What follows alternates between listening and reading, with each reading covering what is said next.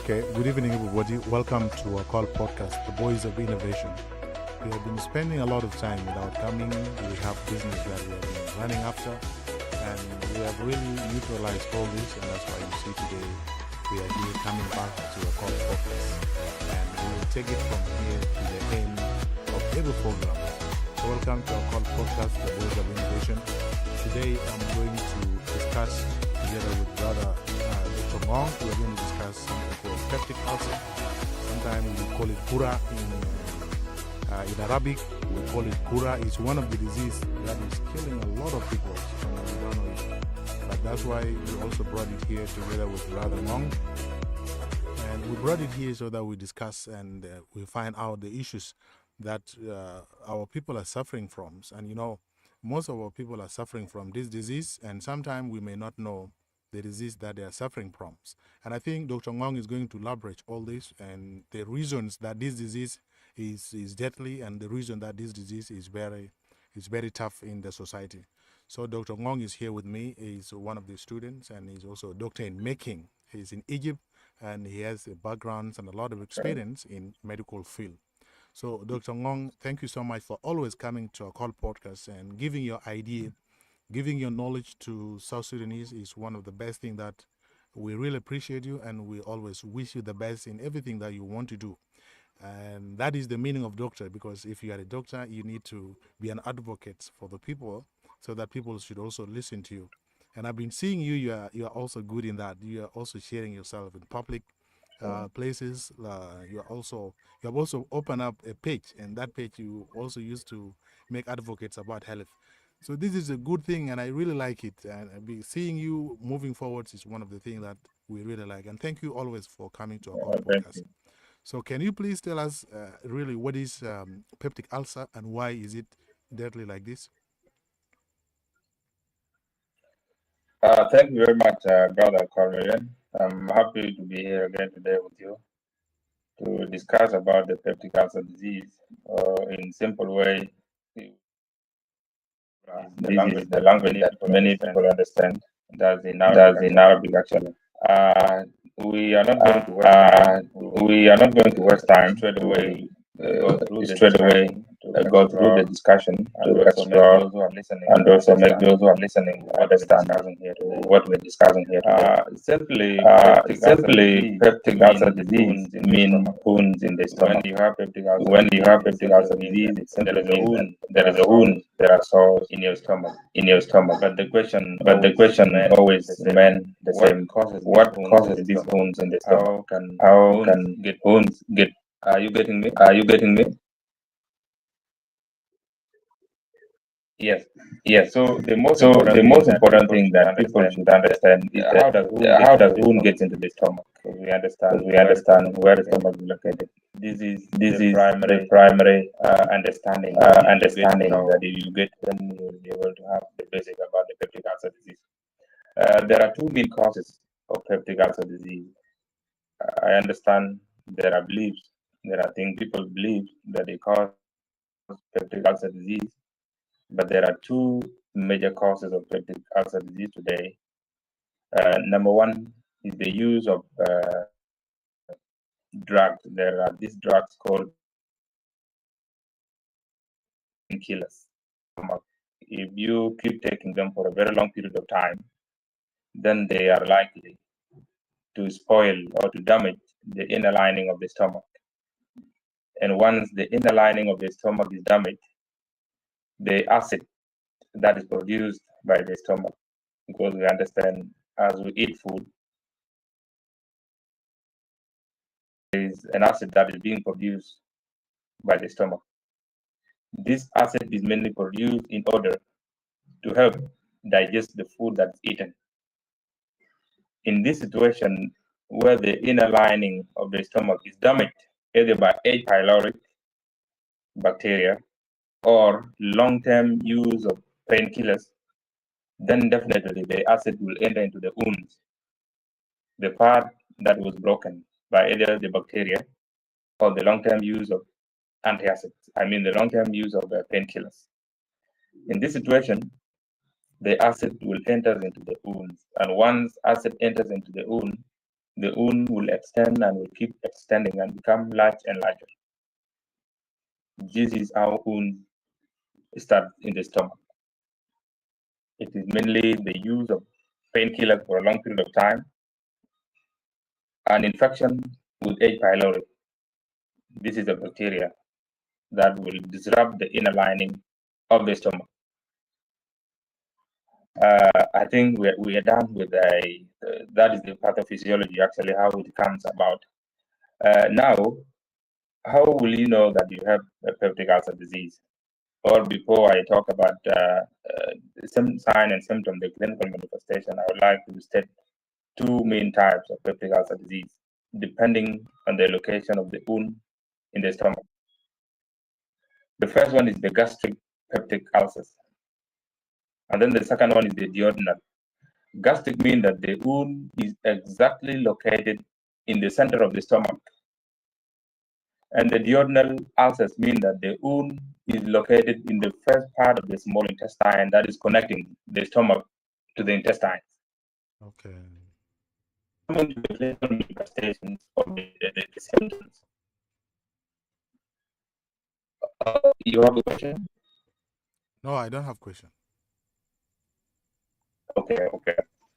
Coming to the clinical manifestations of peptic ulcers, the most common presentation is always the pain that is felt in the upper middle abdomen or in the epigastric region. But the simple language that people understand is the upper middle abdomen. Scientifically, we call it the epigastric part. In Jing language, actually, that is how I can. This is where you actually feel the pain of peptic ulcers. In the abdomen, there are a lot of causes of pain actually, but the pain that is coming out of peptic ulcer disease is felt in the middle upper abdomen. This is where you always feel the pain. And then the pain is categorized depending on the two types of the peptic ulcer disease. The first one, as I said, is the gastric, which means the wound is in the stomach. And the second one is the duodenal, which means the wound is in the first part of the small intestine. Now, but I think there are some people who say that peptic ulcer sometimes it always pain the heart, and I don't know why it feel like that, because sometimes I used to meet a lot of people and they used to tell me that yes. And I don't know why is something from the stomach is coming to the heart. Yeah, actually, this is a good question, and this is to clarify something that people do not understand out there. Yeah, generally, when we say po in Tongmonjang, we refer to the whole of chest, right? Like in terms of science, po is always known as heart, right? Okay. And the heart serve different functions. This is how people put it actually. When you have a pain in the epigastric region or in the upper abdomen, then people will describe that I have a pain in the heart, but it should be a chest pain. It's a pain that you felt in the chest. The reason you feel the pain in that side is because of the anatomical location where the stomach is located. The stomach is located somehow in the right side. Okay. I mean, in the left side actually, in the left side of the upper abdomen. You see, coming to the chest. If there is a pain that you are feeling in the stomach, definitely you will feel that pain as if it is in the heart, but it is not in the heart. You see, and these are things that are actually being differentiated by the doctors. When you come to the clinic complaining of the chest pain has to be differentiated. It has a lot of differential diagnosis, depending on how it presents and depending on how the doctor will be able to differentiate this by doing the lab investigation and other physical examinations. So you always experience pain in the upper abdomen when you have peptic ulcer disease, and this is what people confuse to the pain that is coming from the heart, but it's not. This is the first clarification. To continue with or you have another question? Yeah, by the way, I think of course, yes, you have answered that question, and I really got it. Now, I thought that peptic ulcer was having also issues with the heart. This was what I was assuming, and medicine is really very wide. Sometimes you may not understand some of the concept, Sure. and it is good for you guys to educate us. Like what you are saying, it makes sense indeed, and I'm getting it very well now. And by the way, we have these these diseases are now killing a lot of people in South Sudan, especially in South Sudan. And I used to see if it happened in the abdomen, sometime I don't know if it attacks the stomach. Does it attack the stomach for specific time, or it attack the stomach like there are specific days, like maybe lo masaka gita alzealela, then you will spend like 100 days, and then this disease will appear, or it doesn't have any other conditions. Very good. This is a good question. Actually, the manifestation of a peptic ulcer does not have specific days, but it depends on what you eat sometimes. It also depends on the two types that I talked about. There is the pain that you feel in the stomach when you're hungry. When you have not eaten, you will have that serious pain in the stomach. You see? But when you eat, the pain will stop. And then will come back again later. After something like 2 to 3 hours after the digestion, the pain will come back. These are characteristics of peptic ulcer disease. And a peptic ulcer disease that is in the stomach, which is the gastric ulcers, it always pain when you eat food. Immediately after you eat, definitely you will start with a very serious pain in the upper abdomen. And then there is also another one where the pain is relieved when you eat food. This is a peptic ulcer that is located in the duodenum, the first part of the small intestine. So the clinical manifestation of a peptic ulcer disease does not come after a very long period of time and maybe goes away and come back like that. No, it depends on the condition you are in. This is how I can actually put it. There are these foods that if you eat them continuously, they will worsen the symptoms. It is also another belief. People think a spicy food causes peptic ulcers. You see, taking tea for a very long period of time causes peptic ulcers. But no, this is not true. Spicy foods do not cause peptic ulcers. They only worsen the symptoms. They only worsen the symptom of already existing peptic ulcers. If you already have the peptic ulcers with you, and then you start eating spicy foods, you see, definitely the pain will increase and increase and increase. So it is the symptoms of the already existing peptic ulcers that is being worsened by these conditions.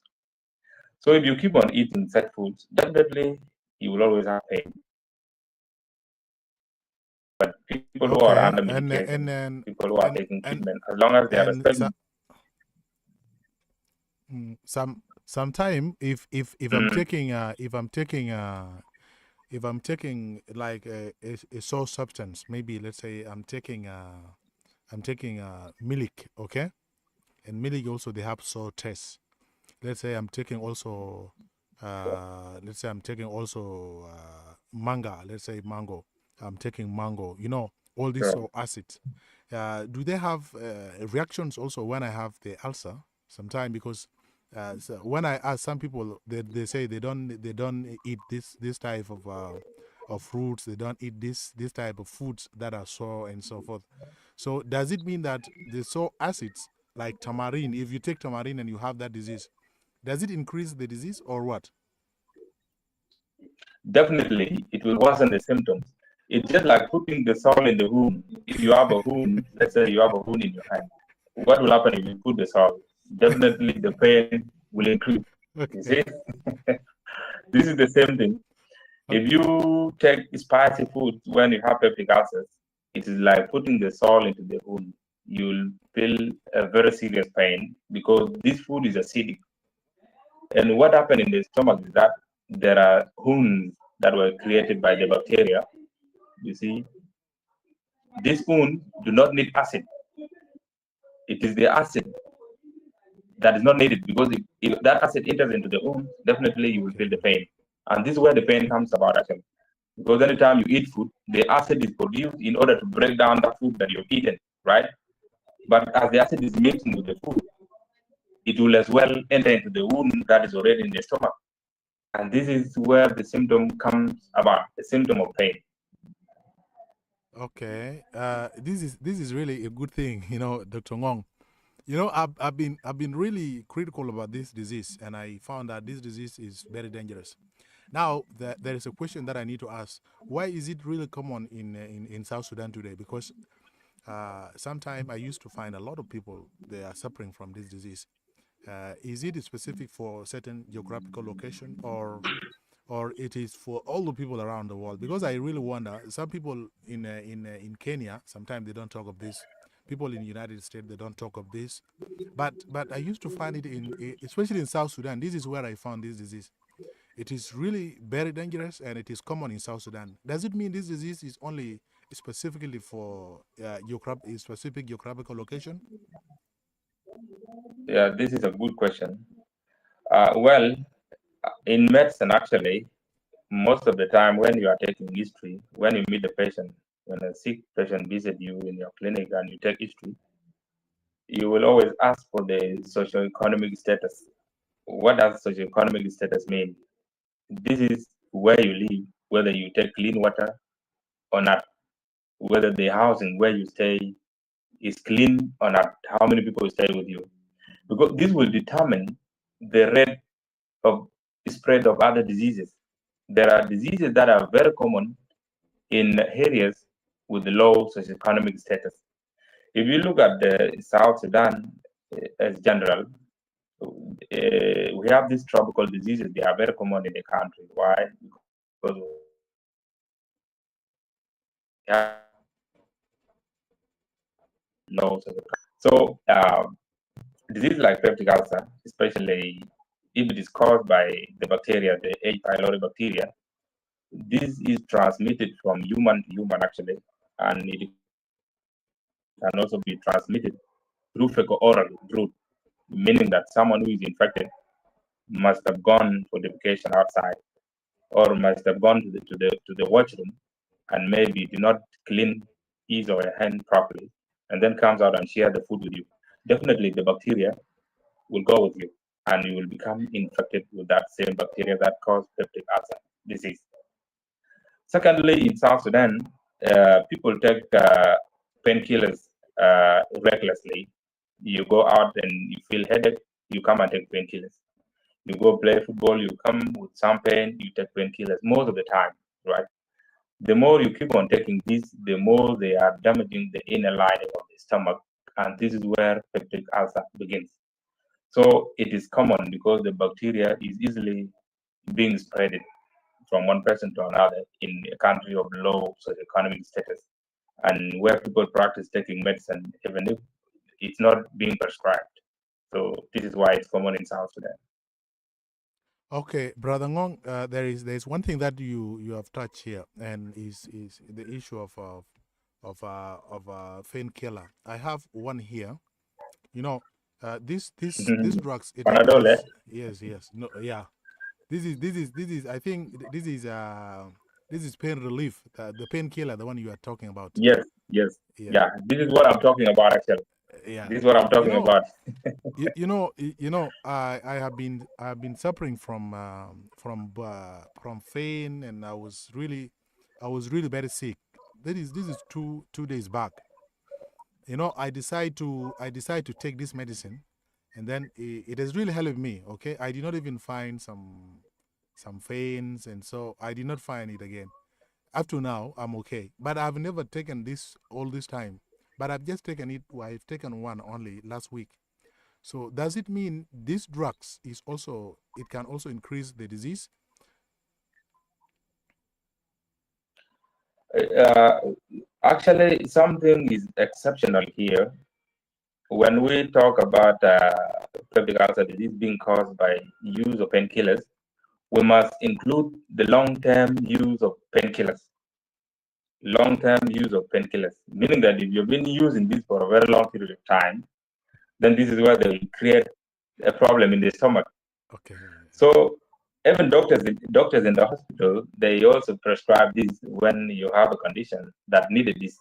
So it's normal. You can take it, but you have to be careful and make sure that you are not taking it for a very long period of time. Okay. Yes. Okay. That's great. Now, how about the stress? Sometime maybe if I have the disease with me and I feel the stress, maybe somebody have just done something bad to me and I react badly. Maybe I have a stress. Maybe I didn't get money. I'm broke, and so maybe a lot of things. There are a lot of pressure that we always get as a human being. All this pressure they contribute also into our health, and of course there are some diseases that doesn't like stress, depressions, and all this. Does peptic ulcer also require this? If I'm stressed, does it also affect the disease? Yes, the stress, depending on the stress, actually, stress always inhibit the acid production in the stomach. Once you are stressed, definitely the acid production will increase. The more acid increase in the stomach, the more the pain in the stomach will increase because the wound that is in the stomach will now be touched by the acid. So stress is always the result of overproduction of the acid, and this is why there wasn't the symptom of peptic ulcers. But stress does not cause peptic ulcers. Okay. That is great. Dr. Ngong, I think you have really mentioned some of the good point on this, and you have also answered some of the question that people may also look for. And today in South Sudan and also in other African countries, you may see that people are suffering from this disease. And I want to know the diet sometime. If you take, are there specific food that you want to take so that you will be healed from the disease? There also some of the food that you cannot take because if you take them, they will worsen the disease. I want you to mention this type of food that people should take sometime so that the disease should not be worsened. And if there are also food that are also good for the person to eat them so that they will get healing, maybe you can also tell us before we didn't go to Yeah, medic. thank you. This is important. This is important, actually. Yes, peptic ulcer disease is one of the diseases that is actually specific on the food that one should eat. If you are a patient of peptic ulcer disease, you'll have to stop spicy foods. By saying spicy foods, there are a lot of foods under this foods that contain acid, right? These are all foods that are being avoided. You also have to avoid eating these processed food. The food that are processed actually from the factory, most of them contain acid, and they will always worsen the symptoms of peptic ulcer disease. You also have to stop taking too much tea. Tea it's acidic. You have to stop that, and many other foods that are very sour in taste. These foods all they are not allowed when you have peptic ulcer disease. And then coming to the food that are recommended, uh, always vegetables remain the first choice. When you have peptic ulcer disease, you have to be consistent on eating vegetables. You also have to be consistent on eating fruits that are less acidic, fruit like banana, fruit like papaya, and other fruits that are not acidic. They are recommended when you have peptic ulcer disease. And then taking milk contain acid actually, but it depends on the quantity. If you are taking milk, make sure that you don't take it in large quantity. Too much milk will always lead to increased acid production in the stomach. If you are taking it, make sure that you take yogurt with less acid and the pure milk, but not that much actually. So these are the few foods that are actually recommended.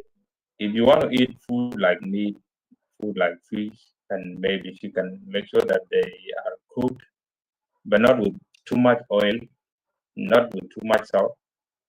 Yes, they are okay to be eaten when you have peptic ulcer disease.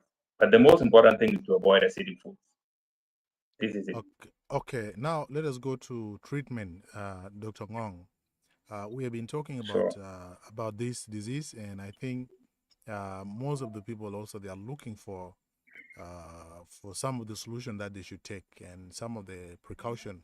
Maybe if somebody is suffering from this disease, then they have to take care on how they treat it. And sometimes we might be having Sure. medicines. Okay, we might be having some drugs that you can take. Maybe you might be given from the doctor, and also there are some drugs that you may find like they help and so. But I don't recommend help. Maybe they will not help. But I think maybe it is quite a bit okay, because I saw also SPLM Secretary General last week. He said that people should also take this herbal in order to help themselves if the health system collapse. I don't know if you have also some comments on this. Does it mean that we have also to take herbals instead of, if the drugs are there, we cannot take them, or wala barnami kif? Okay, yes. Before I talk about the treatment of peptic ulcers, I will put my comment on this. Well, what he said actually, to me, my interpretation was different because I understand he's actually someone who has gone to school and he understands better. Today, these herbs cannot really help treat some other medical conditions. Whether you've gone to medical school or not, there are these medical conditions that can never be treated with the use of herbs. Let me give you one example. Let's say you are diagnosed with type 1 diabetes. If you have sugar and you're diagnosed with this, what herbs can help reduce the blood sugar in your blood? I think nothing. There's no herbs that can help with this. How about the situation where you are needed to take surgery, operation? Is there any herbs that can help? I don't think. What we know and what he knows is that long time ago there is this, the gorod. I think you know gorod. I know it. Yeah, I know it. Gorod. The reason gorod is actually used in diarrhea, because long ago when you have diarrhea, they will recommend the use of gorod. So gorod is actually sticky by nature, Okay. and since it is sticky, the more you take it, it will control the oversecretions of water from the intestine, especially in the case of cholera. So the water will not be excreted in a large volume, Yes, yes. and as a result, the diarrhea will stop, which is locally effective actually, but not scientifically proven, but it helps. We know that. Coming to the Taban, yes, it's bitter. It's so much bitter actually in taste, and this is why people use it to treat malaria and typhoid. And at some point, it becomes effective. But its effectiveness does not mean that the disease is fully treated. It is the symptoms that is only relieved, but the underlying cause is not removed. So today, herbs cannot help treat the medical conditions. Though we understand there are some drugs, including these ACTs, malaria, they are made of plants, the leaves of the plant and the root, yes. But they're not like they are not of the same quality with the herbs that is taken directly from the tree. Another negative impact actually that can come with the herbs is they do not have a known concentration. These drugs that we take today, they are in grams, they are in milligrams, they are being measured actually. But these herbs that you take, you may end up overdosing, and once you overdose, then this will be a different condition now. So we do not actually recommend them. This is all I can say. Coming back to the treatment of peptic ulcers, just as I said earlier, that peptic ulcer is caused by two main factors. There are other minor causes actually, but I focus on these two because these are the most reported causes of peptic ulcer today. It will depend on the cause. if you want to treat a condition as a doctor, you must always know the cause and then how it also affects the body. This is what you want to reverse. So this is what you are trying to reverse as a doctor. Now, let's say if peptic ulcer is caused by H. pylori bacteria. This is a bacteria. What do we use to treat bacteria? We use antibiotics. So when it is confirmed in the lab that you are positive of H. pylori, that this peptic ulcer disease that you have is caused by H. pylori, definitely you will take there is this one we call protein pump inhibitors. Protein pump inhibitors, this help reduce the acid production in the stomach together with the antibiotics. So you take antibiotics and protein pump inhibitors in order to treat the peptic ulcer disease that is caused by H. pylori. And then when your peptic ulcer disease is caused by long-term use of painkillers, you do not need to take antibiotics. And this is where problems come in South Sudan today, because most of the doctors do not exactly identify whether this peptic ulcer disease that you have is caused by long-term use of antibiotics, long-term use of painkillers, or it's caused by bacteria. Because if you don't differentiate between these, then you will not do the right treatment. So if peptic ulcer is caused by long-term use of painkillers, then you do not need to use antibiotics. You will only use protein pump inhibitors, drug like omeprazole. I think you're familiar with this. Yes. Drug, pantoprazole, omeprazole, and all these isoprazoles. Yes. So these are protein pump inhibitors that are used in order to reduce the acid production in the stomach, because it is the acid that was in the wound in the stomach. So this is how we actually treat the peptic ulcer disease. Okay, and this will bring us into the second to the final of our discussions. Thank you so much, Dr. Ngong. And I think there are also symptoms that I want you to talk about. Of course, yes, you have talked about some of the symptoms that we get from this disease, but there are some severe symptoms that I want you to talk about, because maybe if somebody is having this symptom, then they have to take care of what type of disease they are dealing with, because now there might be symptoms of a certain disease, and they also correlate maybe. Sure. And if they correlate, you may also confuse Exactly. and take the drugs of the other disease, so which means you are causing problem. So I want you also to elaborate more on the symptoms that we always get from this disease. Okay. One thing I will first say is that it is not recommended to go to the pharmacy and buy the drug now over the counter. We call it over the counter. There are drugs you can buy from the pharmacy without the prescription from the doctor, and there are drugs you shouldn't buy no matter what. But what I see right now in South Sudan, as long as you have your money, you will be able to access the drug. And this is why drug abuse is common in South Sudan. Coming to the symptoms, I understand there are symptoms that people have already mastered. And once you experience them, definitely you will have your own clinical diagnosis in your mind that this may be malaria, this may be typhoid, this may be this and that. And then you go and buy the drug and take it on your own without the prescription from the doctor. This is a very common thing today, but it is not recommended. It is not advised. You must always seek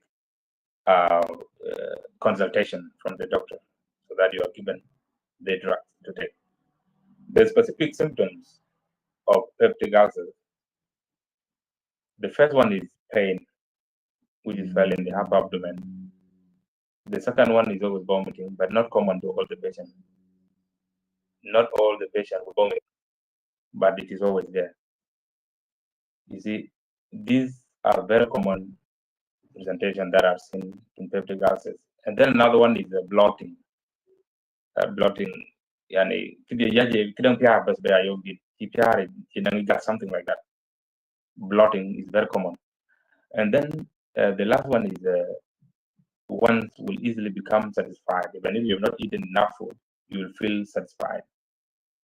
So these are commonly seen in peptic ulcer disease. But the most important presentation that is always with every patient of peptic ulcer disease is the pain in the stomach. This is a very common one. Okay.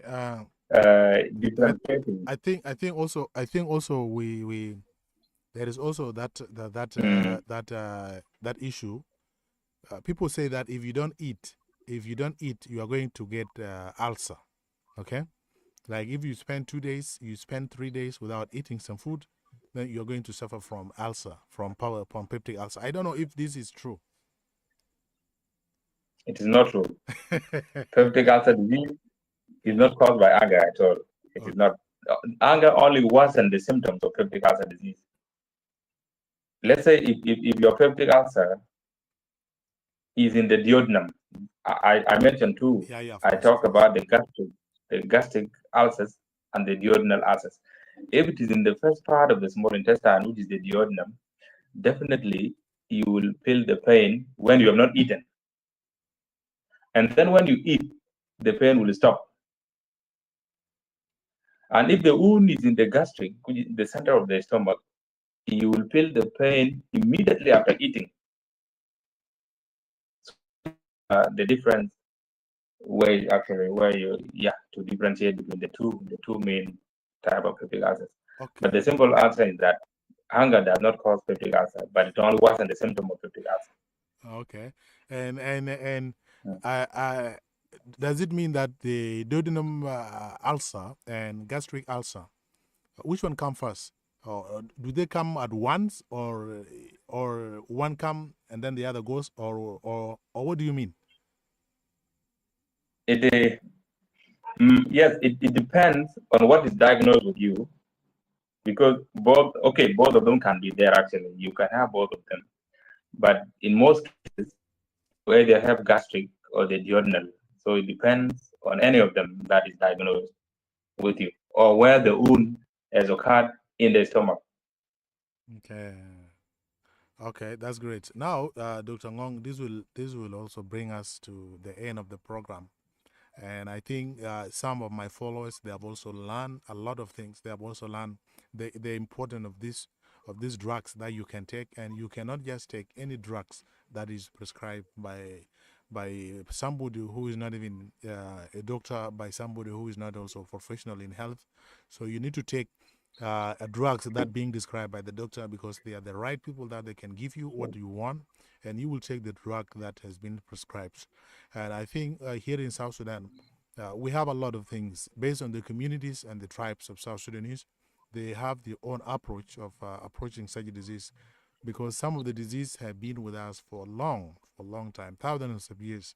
But you know, our communities and society, they have their own way of approaching them, and that's why you mentioned a lot of things like Thurgate, you mentioned Gorath, and a lot of things. And Gorath, I think all over Sudan, people use it, even Arabs and also Sudanese, and also you go to Western Sudan, and also you come to South Sudan. These people are using it after today, and I want to ask, I want you to also to aware our people about this disease and the dangers that come after you get this disease. So what come next when you get this disease, and what do you want to tell them so that they have to take many precaution in order to take care of this disease, and also if they have the disease, what should they do? Uh, do Is it good for them to take medicines, or is it good for them to take those herbs that being prescribed by herbies maybe? Because we have a lot of people here in Juba. I used to see it also online. They used to have pages. They also discuss all this. Sometimes you might be given a picture of the drugs, and this drugs is a herb. And you know, a lot of pages they are also doing this, and they also talk about this ulcer. So I want you also to aware our people about this as so that they have to take care of the disease. So what do you want to tell them so that they have to be aware of the disease? Yeah, thank you. This is important. Yeah. Mm, Coming to the use of herbs and whether it's recommended over the drugs or not. Honestly, there is no doctor that will recommend the use of herbs because the first reason why doctors do not recommend this is that even if they are believed to be effective against the diseases that are treated with them, the concentration is not known. You see, and this is the most important thing. This is why there is dosing. This is why today you have to take it 1 times 2, you have to take 3 times 1, something like that. It is the dosage that is being determined by the concentration that is in that particular tablet. And as a result, they do not have a known concentration. So doctor will not recommend this. And today, unless otherwise, if you are in the far ends of town where you cannot access the hospital and you experience too much or maybe severe diarrhea, you can use gura. It can be recommended there. But if you can access health facilities, then this is the best. This is the best thing you can do. Coming to peptic ulcer disease, what people should know about it, or maybe the complication that what happens if it is not treated. Because today there are people in the villages who might be having the disease, but they do not know what to do about it. These people will live with the disease for a very long period of time. Now, what happens if you live with peptic ulcer disease for a very long period of time? It will actually get worsened every time. Every day you are exposed to conditions that worsen the symptoms, the wound will keep on growing. And as a result, it may lead to the preparation.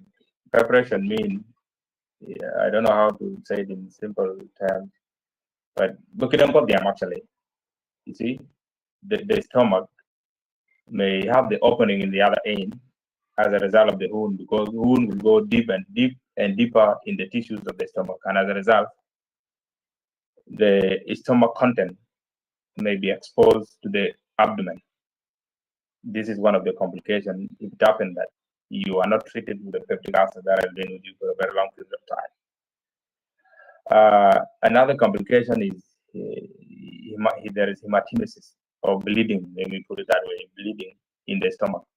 You may be vomiting blood, or you may even be passing blood with a stool as a result of long-term peptic ulcers that is not treated. These are the two major complications of peptic ulcers that are not treated. And this is to also tell people that if you are suspecting peptic ulcer disease, kindly reach out to the hospital, be diagnosed, take the appropriate medication, and then respect the foods that are avoided and continue with the recommended food for that specific period of time. Because if you get treated, then by the end of the day, you can still resume these acidic foods as long as your stomach is finally healed from the wound.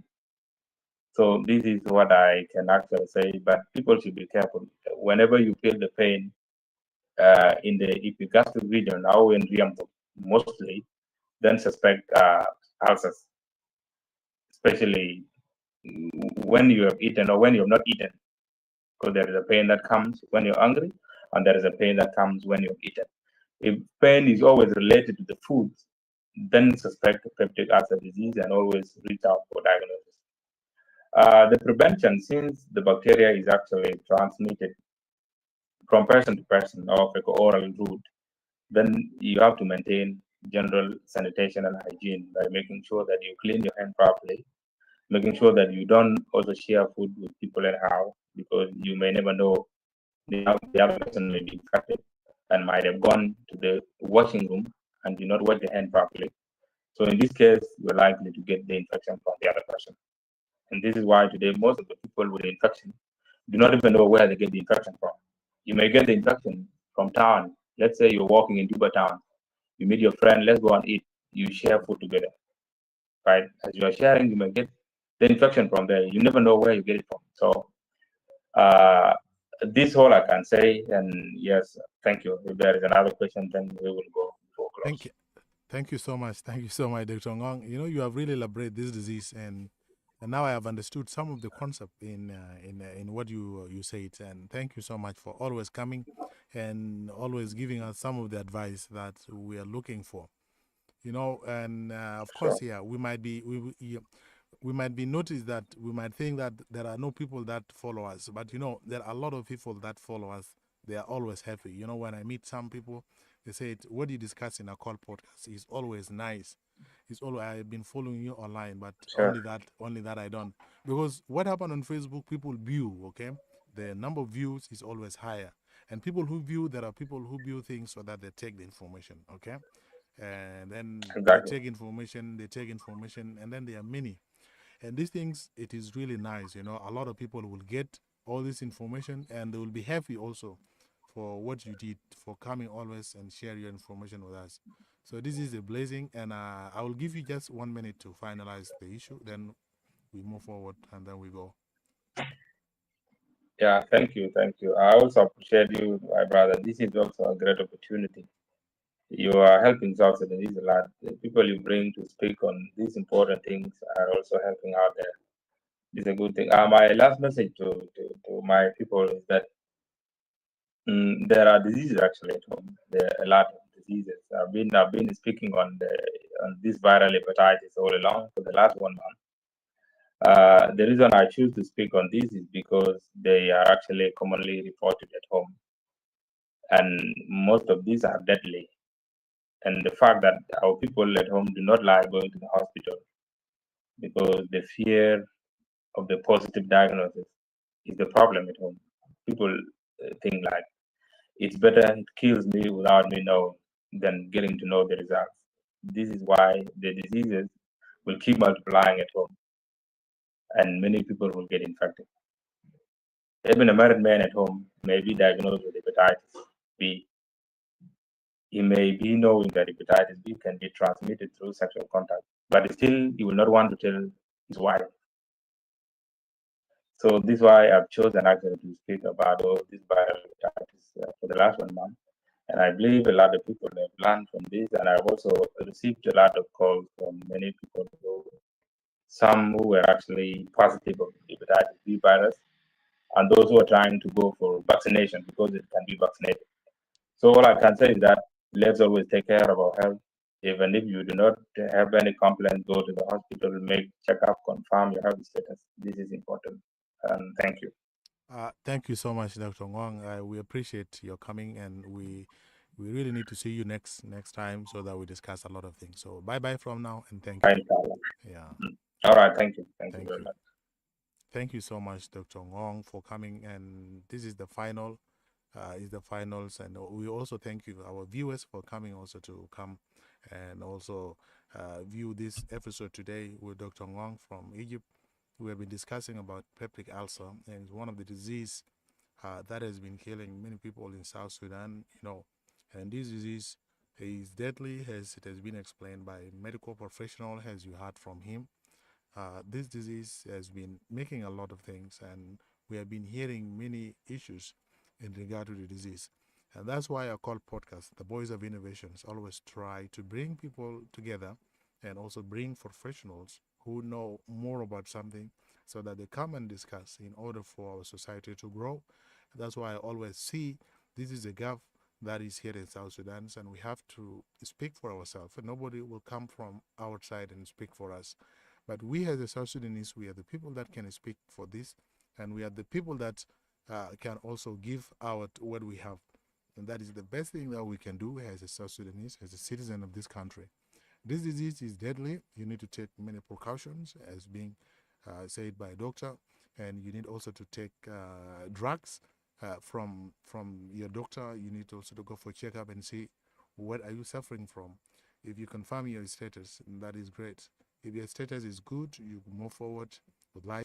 Life is really very sweet when your health is in positive positions.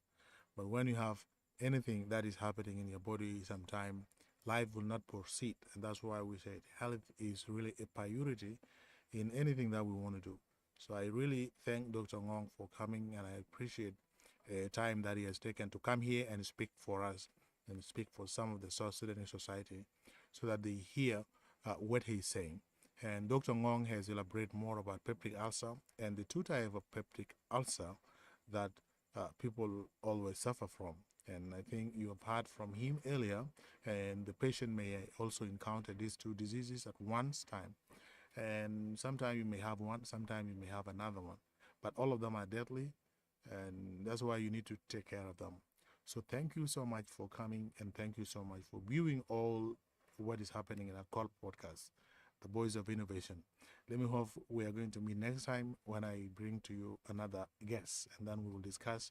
We always discuss education, technology, and also social status. As what you have seen. This is what we always discuss in a call podcast. If you want to have a discussions with a call podcast, just reach out to me, call me, or you just text me on Facebook. I'll just respond automatically. We will arrange the time for discussions or conversation. Then we will do it every day. Thank you so much for coming, everybody, and I appreciate